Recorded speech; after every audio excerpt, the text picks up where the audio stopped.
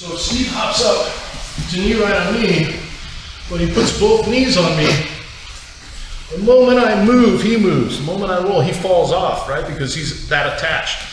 But if he has one foot flat on the mat, that moves.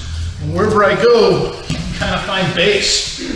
So that foot's gonna adjust, push, pull, try and move away and follow. None of that is possible if that left knee touches the mat. Yeah, even if he just puts it down on the mat. Now it's easy for me to get away from it. So once you hop up, he hops up, and he's got his head on the correct side. I just want the person on bottom to try and pull, try and push, try and throw him off, try and move a little bit. And I just want you to move around, keep your head on this side, and feel how you can maintain your base by moving this leg here, right?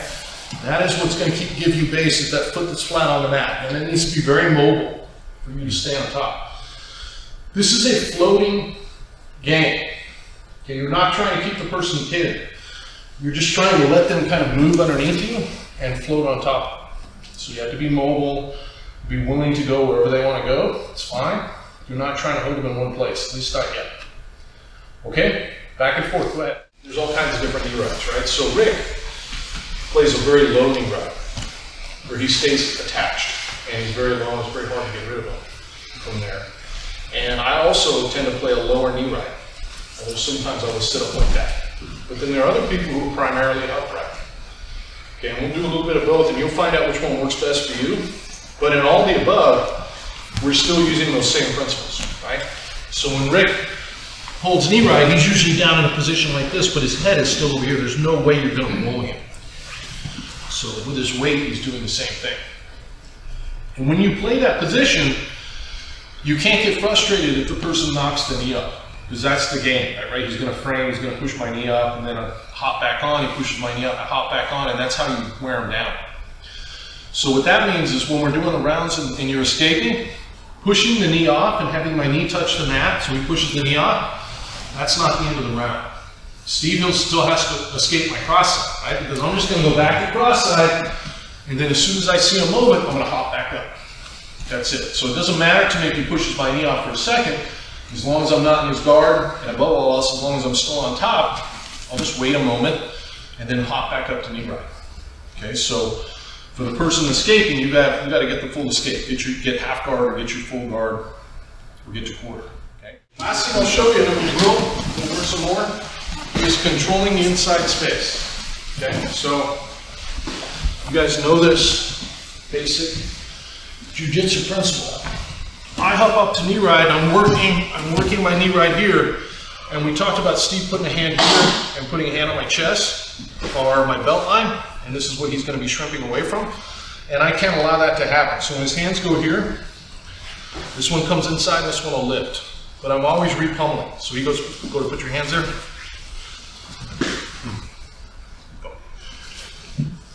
So I'm always lifting this one, controlling this one this way, and this one always wants the inside, so he repummels. So when I'm here, just like if we had double bicep control, if we're standing, right? He and I are standing, and he has his hands on my bicep. Yeah, whoever has this, he has the inside space. He has that game, so when he's on his back,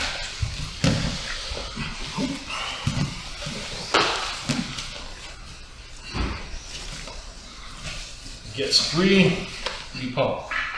So just practice that for a moment. My head's over here, my base is good. My hands now can be free as he posts in different places. Go ahead, nice and slow.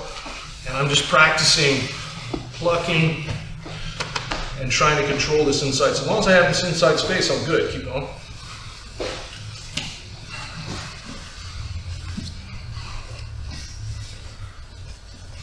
Okay, give it a shot. So like I said, there might be a situation where you have to have it because they're that big and strong, or the situation tactically, necessitates that. If we're dealing with a law enforcement situation, go ahead, man. What is my number one concern with this guy if I'm law enforcement? Taking a gun. What's that? Taking a gun. Yeah, where his hands are. Right? If he has a tool on his person or he's reaching for my tools, I always have to be monitoring his hands. That's what primates hurt you with their hands and their teeth, right? So as soon as you pop up, right, you'd be controlling, like we're not waiting, we're not playing sport jiu-jitsu. I'm immediately controlling his hands, and now it's harder for him. If he goes to reach to grab my belt or goes to reach in his pocket, I immediately know when I'm controlling. Just like we do with regular jiu-jitsu, we can start to get behind the arms and start to go for gift wraps and things like that. And there's no reason why you can't do that in the context of sports jiu-jitsu as well. Do you prefer like wrist over elbow like we were just doing? If I'm gonna armbar him, then I want to be control from the elbow to the shoulder. But you can't always get that, right? So in lieu of that, I can kind of control the arm. And then as he starts to escape, you see how this one can get pinned to the ground, or this one can start to go down here, and I can get behind his tricep. Now I can grab, or I could pluck, right? But this is just an easy way to immediately get control of the hands, and now I know where we're at. Especially, like, I'm not really inclined to punch him, even in a fight. I would choke him. I wouldn't risk hurting my hands. There's no point. So this would be my control point anyway. Because my next thing to go to here would be the choke. Because I know where his hands are now. Make sense? We talked about the fundamentals, keeping your body on the same side, what you do with your feet and your knees and your hands and controlling the hands. Now let's talk a little bit about movement. There are two movement drills here. One I use more often because it's a little slower, and one that's a little faster, which I don't do that, but I think you still need to know. And some people are quite good at it. And so, Steve's knee right, without hands, sitting upright. And I'm just going to turn into you, and I just want you to go around my head and go to the other side. So I turn in, and he goes around the other side. I turn, one step, and he switches knees. Yeah, so he's knee right on me. I turn, go. And then back, I turn. Turn. Yeah. Try not to kick him in the face when you do. He's not kicking me, he's kicking my hand. But that's an important move, right? Because sometimes you can't keep the person from getting on your side. And I saw some of you already doing this, but obviously you want to avoid going over my legs where you're going to get caught up in the guard, so you have to go around the head. I'm going to show you a simpler way to do that, which requires an extra movement, but is a little less athletic. But try this one first. This is still an important move, and people are going to do it to you, right? So all the person on bottom has to do is just turn this way and turn this way, and the person on top can work the move. So one more time. Steps over. Good. The other way. Just like that, right? So he's always kind of behind me. Go ahead and try it real quick. Okay, next one is a little simpler in a way. It's an extra movement, but it's not quite as athletic. And I'm just going to make an extra stop along the way. And people misunderstand this, and it kind of got nicknamed the skull ride. But I've never really put my knee on anybody's head. It just looks like that, right? That's not true. Unless I was angry or something. But the idea here is I'm a regular knee ride, and rather than go all along the way, I'm just going to take one extra step here. And this is enough, right? Am I hurting your neck at all? Not right now. No. But can you turn your head towards me? No. A little bit. So now I get up here. Now can you turn your head towards me? Yeah. So it's just like your shoulder, your pry bar, whatever we put here, forearm. The point is not to drop your knee or any other part of your body on their neck. The point is not let them turn their head towards you. If he can't turn his head towards me, then it's difficult for him to turn his body towards me. That's all I care about. So really my knee winds up being across the chest and shoulder, and just my shin is kind of touching his jaw, so he can't turn his face. And this is the knee ride. And it's just the reverse. I'm just facing the legs. And this is a great place to pick up arm bars as well. I'll use this quite a bit. Okay, and then we can switch. We can hop around this side, and then we can go here, right? But the idea is just kind of alternating like that. So my knee's not on his neck, but it makes it hard for him to turn towards me. So one more time.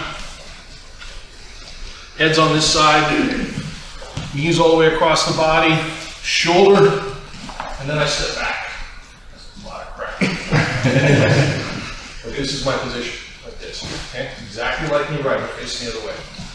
Okay, go ahead and give it a shot. Coach, regarding your hands, has when you do the transition? I put my hand on your shoulder for a minute. I'm sorry? You can put it different places, but go back. But I pinned his shoulder just for a second. We're here, right? So normally I'd be focused on this arm coming. Same thing. Pinning. And now I'm facing that direction. Show the transition over the head again. Say again. Transition over the head. Can you show that again? Then I just set it face this way. Back this way. Okay. So you can go 1, 2, 3, 4, instead of just one big movement all the way across. Okay? Or me, I would basically just alternate between here and here. That's it. Okay, give it a shot. My other foot needs to be out and back. So a regular knee ride, I'm not like this, right?